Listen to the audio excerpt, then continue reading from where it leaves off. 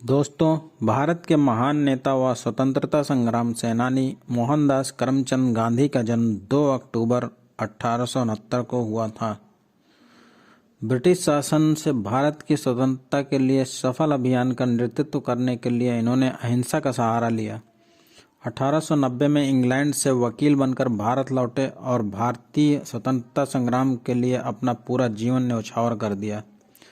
अंग्रेजों के खिलाफ महात्मा गांधी ने कई आंदोलन किए, जिसमें चंपारण आंदोलन, खेड़ा आंदोलन, खिलाफत आंदोलन, नमक आंदोलन और भारत छोड़ो आंदोलन मुख्य रूप से शामिल हैं।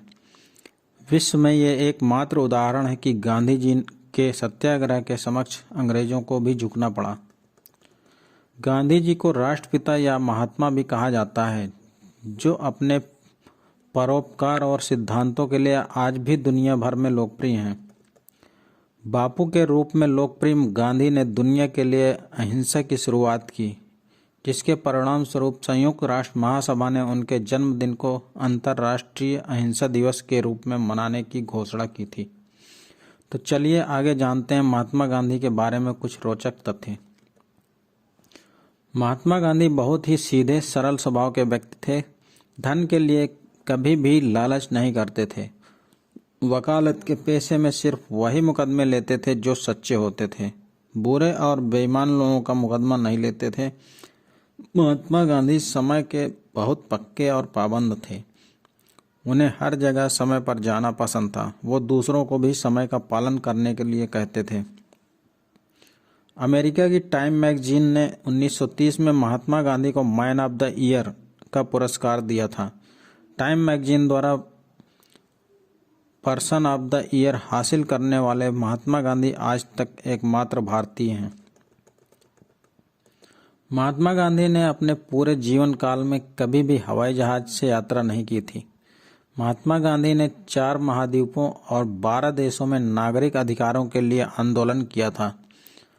महात्मा गांधी प्रतिदिन 18 किलोमीटर पैदल चलते थे।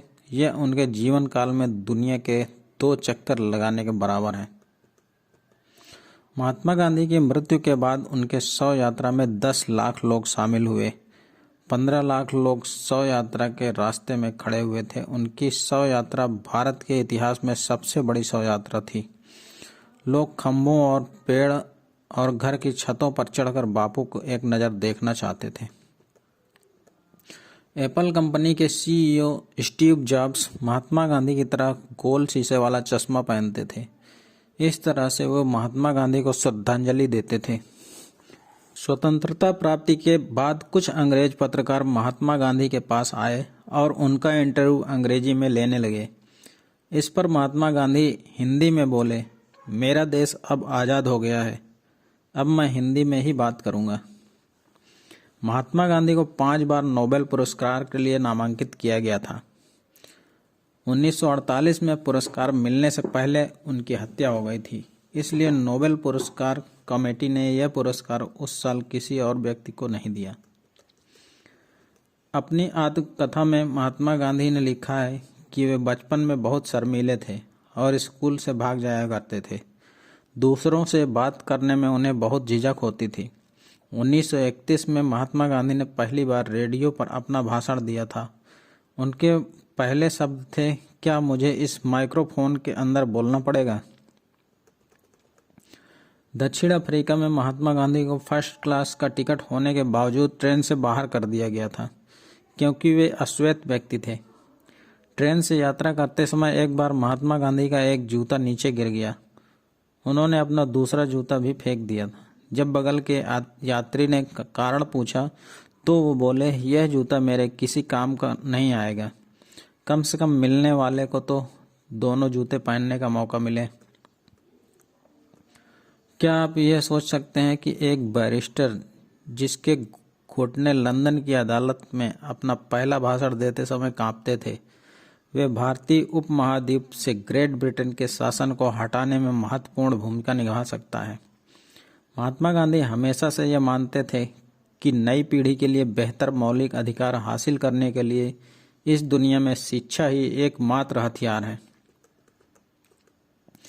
महात्मा गांधी ने 1906 में बम्बाथा विद्रोह, जो दक्षिण अफ्रीका में ब्रिटिश शासन के खिलाफ चुलू विद्रोह या युद्ध में घायल ब्रिटिश सैनिकों के लिए 21 भारतीय स्वयंसेवकों को स्ट्रेचर बियरर के रूप में आदेश दिया था।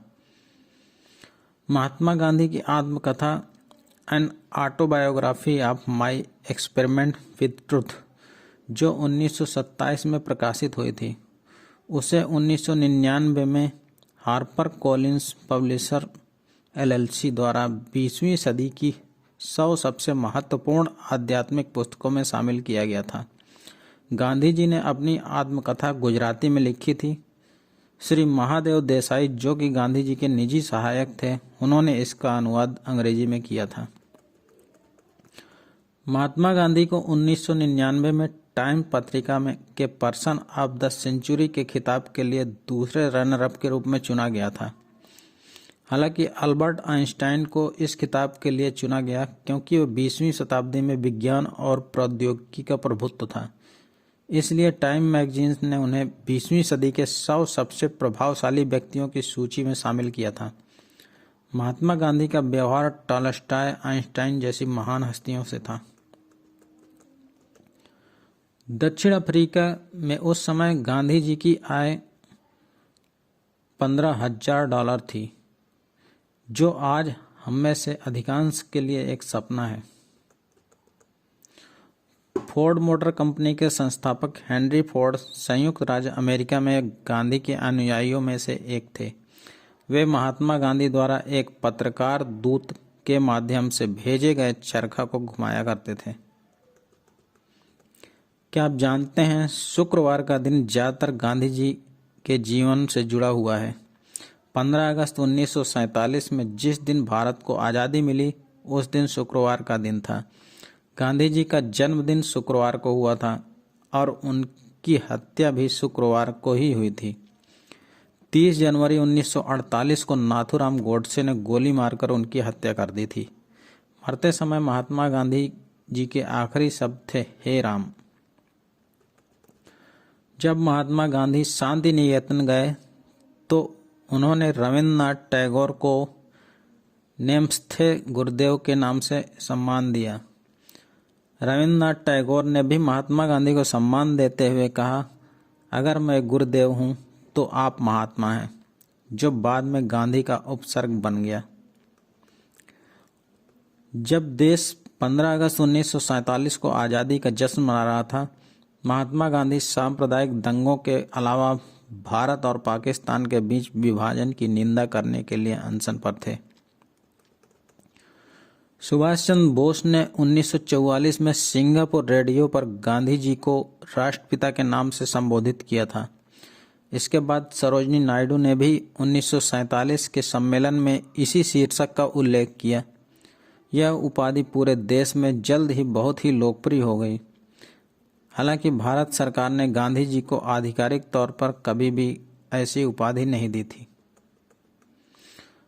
हम सभी मुद्रा पर मुस्कुराते हुए गांधी जी की तस्वीर से परिचित हैं और हम में से अधिकांश लोग यह भी मानते हैं कि यह खींची गई होगी या चित्रित की गई होगी।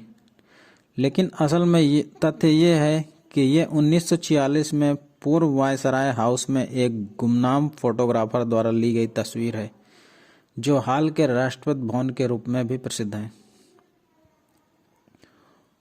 दोस्तों, आपको यह वीडियो कैसी लगी कृपया हमें कमेंट करके बताएं तथा इसे लाइक करें व चैनल को सब्सक्राइब करना ना भूलें।